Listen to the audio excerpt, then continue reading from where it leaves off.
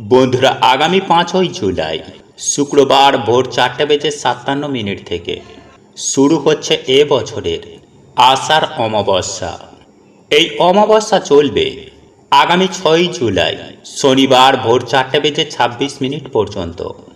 বন্ধুরা, এই অমাবস্যা তিথি চলাকালীন আপনারা যাই খান, এই 5টি খাবার ভুলেও মুখে তুলবেন না, এবং এই দিনে আপনারা ভুল করেও এই 6টি কাজ একদম করবেন না, নইলে নিজেরাই কিন্তু বন্ধুরা আপনারা আপনাদের জীবনে তথা আপনাদের পরিবারে আপনারা নিজেরাই দুর্ভাগ্যকে ডেকে আনবেন। ফলে সারা বছর আপনারা বিভিন্ন রকম সমস্যায় পড়তে পারেন। বন্ধুরা, এই অমাবস্যার দিন স্বর্গ ও নরকের দরজা কিছুক্ষণের জন্য খুলে যায়, মানে এই মর্তলোকে শুভ এবং অশুভ শক্তির আগমন একসাথে হয়। ফলে এই দিনে দেবতা, রাক্ষস, ভূত, প্রেত সবার শক্তি বেড়ে যায়। তাই এর জন্য স্বর্গের দেবতারা এই দিনের আরাধনা করেন কালী রূপে দেবী মা মহামায়ার। তাই মা সকলের কল্যাণের জন্য মা কালী রূপ ধারণ করে অসুরের বিনাশ করেন। সেই থেকেই বন্ধুরা এই দিনে মায়ের পুজো আরাধনা করা হয়। তাই বন্ধুরা, এই অমাবস্যা চলাকালীন এই কার্যগুলো কিন্তু ভুলেও করবেন না, নইলে আপনাদের জীবনে নেগেটিভ শক্তির প্রভাব অনেকাংশেই বাড়তে পারে। তাই চলুন বন্ধুরা, এইবার আমরা জেনে নিই যে কোন সেই কার্যগুলি যা আপনারা এই অমাবস্যা চলাকালীন রাতে এবং দিনে করবেন না।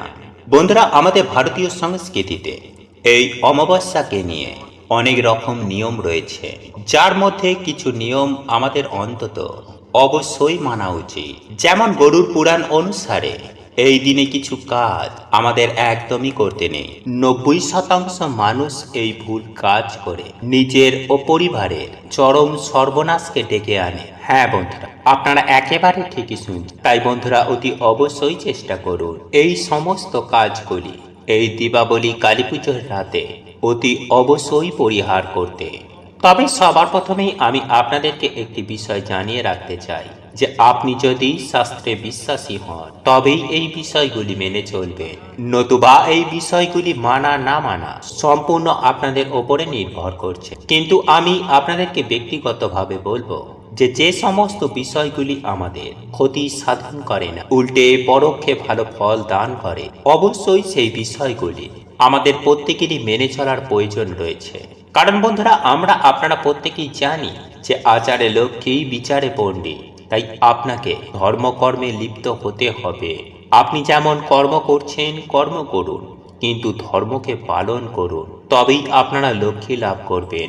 যাই হোক বন্ধুরা, আপনি যদি নিজের হাতে আপনার পরিবারের চরম সর্বনাশ করতে না চান, আপনি যদি চান আপনার গৃহের প্রত্যেকটা মানুষজন সুস্থ নিরোগ হয়ে আনন্দের সহিত দিন জীবন যাপন করতে, আপনারা যদি চান আপনাদের জীবনে সুখ, শান্তি, সমৃদ্ধি থাকুক, তাহলে পারলে এই বিষয়গুলি মেনে চলার চেষ্টা করুন। ভালো আপনার যেমন হবে, ঠিক তেমনই ভালো আপনার পরিবারের হবে। তাই এই প্রসঙ্গে বিস্তারিত জানার আগে আপনাদের বলে রাখি, আপনি যদি আমাদের এই চ্যানেলে নতুন হয়ে থাকেন তাহলে চ্যানেলটি অবশ্যই সাবস্ক্রাইব করুন এবং পাশে থাকা নোটিফিকেশন বেল আইকনটি ক্লিক করুন। কারণ আমি বিভিন্ন প্রকার তন্ত্র মন্ত্র, বশীকরণ, টোটকা, বাস্তু টিপস, জ্যোতিষশাস্ত্র, পুজো আরাধনা এবং ব্ল্যাক ম্যাজিক করা নিয়ে নিত্য নতুন ভিডিও আপলোড করে থাকি, যা প্রয়োগ করার মাধ্যমে আপনার জীবনে থাকা সকল প্রকার সমস্যার সমাধান হয়ে যাবে। চলুন এইবার মূল আলোচনায় প্রবেশ করা যাক। তবে মূল আলোচনায় প্রবেশ করার আগে আপনারা যদি মাতা কামাখ্যা দেবীর আশীর্বাদে সুস্থ নিরোগ থাকতে চান, তাহলে জয় মাতা কামাখ্যা দেবীর জয়, জয় মা তারা মায়ের জয় লিখে কমেন্ট অবশ্যই করবেন। বন্ধুরা, আমি সবার প্রথমেই আপনাদেরকে যে বিষয়টির কথা বলবো, শুধু বলবো না বন্ধুরা, আমাদের এই চ্যানেলের পক্ষ থেকে আপনাদেরকে নিষেধ করব, সন্ধ্যাবেলার পর কখনোই বাড়ির মধ্যে ঝাঁট দেবেন না। এতে মা লক্ষ্মী অত্যন্তই রাগান্বিত হন এবং তিনি সেই গৃহ ত্যাগ করেন। তাই বন্ধুরা, আপনাদের বাড়িতে যদি ঝাঁট দেওয়ার একান্তই প্রয়োজন পড়ে, তাহলে সমস্ত কাজ আপনি দিনের বেলায় সেরে রাখবেন। বন্ধুরা, সন্ধ্যাবেলায় বা সন্ধ্যার পর কখনোই কিন্তু বাড়িতে ঝাঁট দিতে যাবেন না। আপনারা এই বিষয়টি সারা বছর মেনে চলবেন।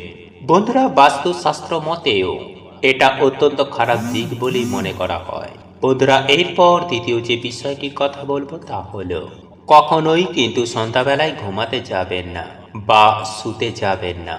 বন্ধুরা, যদি আপনি অসুস্থ হন বা গর্ভবতী হন তাহলে সেক্ষেত্রে কোনো অসুবিধা নেই, কিন্তু যদি আপনার শরীর ঠিক থাকে বা আপনার শরীরে যদি কোনো ধরনের সমস্যা না থাকে তাহলে কখনোই এই সমস্ত দিনে সন্ধ্যাবেলায় শোবেন না বা ঘুমাবেন না। বন্ধুরা, শাস্ত্র মতে এই সমস্ত শুভ দিনে সন্ধ্যাবেলায় ঘুমানো বা সন্ধ্যাবেলায় শুয়ে থাকা এটা অত্যন্ত খারাপ একটি অভ্যাস। এই কাজটি করার ফলে মানুষের ভাগ্য একেবারে ঘুমিয়ে যায়, যার ফলে আপনাদের গৃহেই সদা সর্বদাই নেগেটিভ এনার্জি যেমন বৃদ্ধি পাবে, ঠিক তেমনি চতুর্দিক থেকে চরম ভয়ঙ্কর দারিদ্রতার মধ্যে জড়িয়ে পড়বেন। বন্ধুরা, এরপর তৃতীয় যে বিষয়টির কথা আপনাদেরকে জানিয়ে দেব সেটি ভুলেও কখনো করতে যাবেন না, আর তা হলো বন্ধুরা, এর অমাবস্যার রাতে এমন কোনো স্থানে যাবেন না, বিশেষ করে সন্ধ্যাবেলায়, রাতের বেলায়, এই সমস্ত দিনে যেখানে যেখানে বেশ কয়েকটি রাস্তার মিলন হতে পারে, সেটি 3 মাথার রাস্তা নতুবা 4 মাথার রাস্তা। বন্ধুরা, এই যে বিভিন্ন 3টি বা 4টি রাস্তার যে মিলন স্থল, সেই রকম স্থানে কিন্তু আপনি কখনোই যাবেন না, বিশেষ করে এই অমাবস্যার সময়। কারণ বন্ধুরা, শাস্ত্র মতে মনে করা হয় যে এই সমস্ত রাস্তার যে মোড়, সেখানে অশুভ শক্তি বিরাজ করে, তাই ভুলেও এই সমস্ত রাস্তার মোড়গুলিতে যাবেন না। আর খুবই যদি যাবার প্রয়োজন পড়ে তাহলে সেক্ষেত্রে এই সমস্ত রাস্তার মিলনস্থলে দাঁড়াবেন না। বন্ধুরা, আপনার যাবার প্রয়োজন থাকলে তৎক্ষণাৎ ওই মোড় থেকে অন্য রাস্তায় চলে যাবেন। বন্ধুরা, রাস্তার সংযোগস্থলের মোড়ে কখনোই দাঁড়ানোর চেষ্টা করবেন না। বন্ধুরা, এরপর পঞ্চম যে বিষয়টির কথা বলবো তা হলো সন্ধ্যার পর থেকে আপনি কখনোই কোনো শ্মশান বা কোনো কব্রস্থান কিংবা নোংরা অপরিষ্কার পরিচ্ছন্ন স্থানে কিংবা নির্জন কোনো ফাঁকা স্থানে কখনোই একা একা যাবেন না। কারণ বন্ধুরা, এই সমস্ত জায়গায় এই সময়ে যাওয়া শাস্ত্র মতে অত্যন্ত খারাপ বলেই বিবেচিত করা হয়। কারণ এই অমাবস্যা তিথি চলাকালীন আপনারা যদি এই সমস্ত জায়গায় যান তাহলে আপনার ওপরে অত্যন্ত খারাপ একটা প্রভাব বিস্তার করবে, যার ফলে আপনারা নিত্য রোগ ব্যাধিতে ভুগতে পারেন কিংবা চতুর্দিক থেকে বিভিন্ন সমস্যায় জড়িয়ে পড়তে পারেন। বন্ধুরা, এরপর আমি যে বিষয়টি আপনাদেরকে বলবো তা হলো সন্ধ্যাবেলার পর থেকে কখনোই কিন্তু আপনি আপনার বাড়ির তুলসী গাছ বা তুলসী গাছের পাতা কিংবা তুলসী গাছের গোড়া কখনোই কিন্তু ভুল করেও আপনারা স্পর্শ করবেন না। বন্ধুরা, সন্ধ্যাবেলায় তুলসী মন্দিরে তুলসী দেবীকে জল দেবার পর আপনি কিন্তু ভুলেও তুলসী পাতা বা তুলসী গাছ ভুলেও স্পর্শ করবেন না। কারণ শাস্ত্র মতে এই সময় সন্ধ্যার পর, বিশেষ করে রাত্রে তুলসী পাতা স্পর্শ করা অত্যন্ত অশুভ বলে মনে করা হয়। বন্ধুরা, এরপর সপ্তম যে বিষয়টির কথা বলবো, এই বিষয়টি আপনারা অতি অবশ্যই খেয়াল রাখবেন। বন্ধুরা, আমরা সাধারণত অমাবস্যা চলাকালীন দেবী শক্তির আরাধনা করি, অর্থাৎ দেবী শক্তির বা মায়ের আরাধনা করে থাকি, যে কারণে কখনো কোনো পরিস্থিতিতে কোনো মহিলাকে আঘাত দিয়ে কথা বলবেন না। হ্যাঁ বন্ধুরা, কোনো মহিলাকে আঘাত করবেন না, অপমান করবেন না।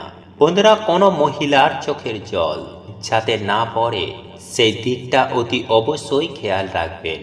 আর যদি আপনি এই সমস্ত কিছু না করেন তাহলে আপনি সুনিশ্চিতভাবে ধরে রাখুন আপনার গৃহে মা লক্ষ্মী কখনোই অবস্থান করবেন না। সদা সর্বদাই দুর্ভাগ্য, দারিদ্রতা আপনার গৃহে বিরাজ করবে। তাই বন্ধুরা, অবশ্যই চেষ্টা করুন এই সব দিনে কখনো নিজের গৃহে বা কোনো পরিবারের কোনো সদস্যর সঙ্গে ঝগড়া, বিবাদ, কলহ এই ধরনের কর্মকাণ্ড ভুলেও আপনারা কখনো করবেন না। এবং বিশেষ করে বাড়ির যারা মহিলারা সদস্যরা রয়েছেন তাদেরকে কখনোই কিন্তু অপমান করতে যাবেন না। বন্ধুরা, অষ্টম যে বিষয়টি আপনাদেরকে বলবো তা হলো সেটি বাড়ির মা, বোন ও দিদিদের উদ্দেশ্যে, আর তা হলো বাড়ির যারা মা, বোন, দিদিরা রয়েছে তারা ঘুমাতে যাবার আগে ভুল করেও কিন্তু খোলা চুল রেখে ঘুমাতে যাবেন। বন্ধুরা, চুল খোলা রেখে ঘুমালে বাড়িতে অত্যন্ত অমঙ্গল হতে পারে। বিশেষ করে আপনার এবং আপনার পরিবারে যদি কোনো বাচ্চা সন্তান থেকে থাকে তারও অমঙ্গল হতে পারে। তাই এই কাজটি কখনোই ভুল করেও করতে যাবেন না। বন্ধুরা, এরপর নবম যে বিষয়টির কথা বলবো তা হলো রাতে ঘুমাতে যাওয়ার আগে আপনার রান্নাঘরে যে এঁঠো বাসনপত্র রয়েছে তা অতি অবশ্যই পরিষ্কার পরিচ্ছন্ন করে রাখুন। পরের দিনের জন্য এটা ফেলে রাখবেন না, কারণ এতেও কিন্তু অলক্ষ্মীর আগমন ঘটে। তাই এই কয়েকটি দিন অন্ততপক্ষে চেষ্টা করুন রান্নাঘরের এঁঠো বাসনপত্র পরিষ্কার পরিচ্ছন্ন করে রাখার। এবং বন্ধুরা, দশম যে বিষয়টি আপনাদেরকে জানিয়ে দেব সেটি হল ঘুমাতে যাবার আগে কখনোই কিন্তু পারফিউম বা সেন্ট জাতীয় কোনো দ্রব্য গায়ে মেখে ঘুমাতে যাবেন না। হ্যাঁ বন্ধুরা, আপনারা একেবারে ঠিকই শুনছেন। রাতে ঘুমাতে যাবার আগে আপনারা যদি পারফিউম বা সেন্ট জাতীয় দ্রব্য গায়ে মাখেন তাহলে সেটি অত্যন্ত খারাপ বলেই শাস্ত্রে মনে করা হয়, কারণ ওই গন্ধ অশুভ শক্তিকে আকৃষ্ট করে। তাই ঘুমাতে যাবার আগে জল দিয়ে মুখ হাত পা ধুয়ে নিন, দরকার পড়লে আপনি স্নান করে নিন, কিন্তু কখনোই সেন্ট বা পারফিউম জাতীয় কোনো দ্রব্য ব্যবহার করতে যাবেন না। এবং বন্ধুরা, সর্বশেষ আমি আপনাদেরকে যে বিষয়টির কথা যে এই কয়েকটা দিন সন্ধ্যা বেলায় এবং রাতের বেলায় আপনার নখ চুল কখনোই কিন্তু কাটবেন না। এমনিও বন্ধুরা, আমাদের শাস্ত্র বলে যে কখনো সন্ধ্যা বেলায় নখ চুল কাটতে নেই, বিশেষ করে অমাবস্যা তিথিতে তো কখনোই কাটবেন না। চলুন এইবার আমরা জেনে নিই এই দিনে আপনারা কি কি খাবার খাবেন না। তাই বন্ধুরা, এই অমাবস্যা চলাকালীন আপনারা বিশেষ করে রাতে কোনো রকমের মাছ, মাংস, ডিম, নেশা ভাং, পেঁয়াজ, রসুন এবং কোনো ধরনের পোড়া খাবার বা দই খাবেন না। এছাড়াও বন্ধুরা, এই রাতে আপনারা বাইরে থেকে খাবার কিনে এনে বাড়িতে না খাওয়াই ভালো, বিশেষ করে দুধ, মিষ্টি বা কোনো আমিষ খাবার, কারণ এই দিনে বন্ধুরা নেগেটিভ এনার্জির পরিমাণ বৃদ্ধি পায়। তাই এই সব খাবার এই দিনে না খাওয়াই ভালো। এছাড়াও বন্ধুরা, প্রত্যেক অমাবস্যা, পূর্ণিমা বা গ্রহণের দিনে বন্ধুরা আমাদের শরীরে বিভিন্ন রকমের পরিবর্তন আসে, কারণ আমাদের শরীরে বন্ধুরা চন্দ্র সূর্যের প্রভাব সবার আগে আসে। তাই এই রাতে বন্ধুরা আপনারা ভাত, দই, বিউলির ডাল, কচু, কোন রকমের নেশা ভাঙ বা আমিষ খাবার কিন্তু আপনারা যতটা পারবেন কম খাবেন। এতে বন্ধুরা বিজ্ঞান অনুসার এবং আমাদের শাস্ত্র অনুসার সারা বছর আপনারা ভালো থাকবেন, সুস্থ থাকবেন। হরে কৃষ্ণ, ওম নমঃ শিবায়।